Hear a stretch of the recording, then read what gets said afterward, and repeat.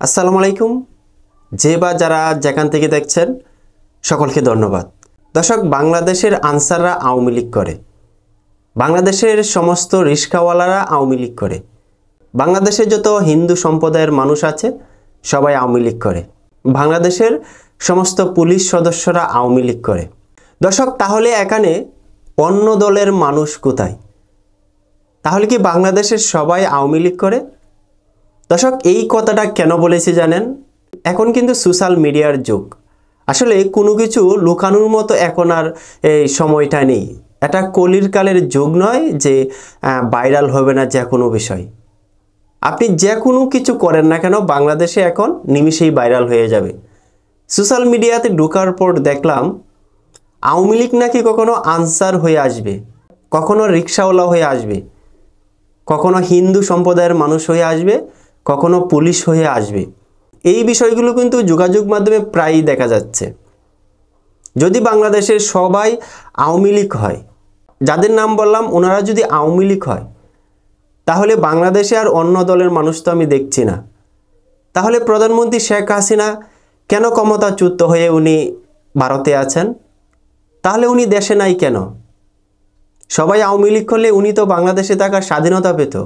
আপনারা কেন বারে বারে এরকম গুজব চড়াচ্ছেন? দেশের এই ক্রান্তিকালে আনসার সদস্যরা যে দাবি দাওয়াগুলো নিয়ে গিয়েছিল সেগুলো কিন্তু যৌক্তিক, কিন্তু এই ক্রান্তিকালে এই দাবি দাওয়া যৌক্তিক নয়। ওনারা দাবি দাবাগুলো আরও পরে দিতে পারতেন। রিস্কা মামারা যে দাবি দাবা নিয়ে ঢাকা শহরে সমাবেশ করেছে সেই আন্দোলনও কিন্তু যৌক্তিক, কিন্তু এই সময়ে এই দাবি দাবা যৌক্তিক নয়।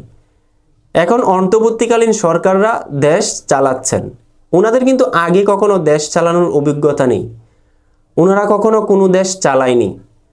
ওনাদের এই দেশটা ঠিক করতে, দেশের পরিস্থিতি বুঝতে কিছুদিন সময় লাগবে।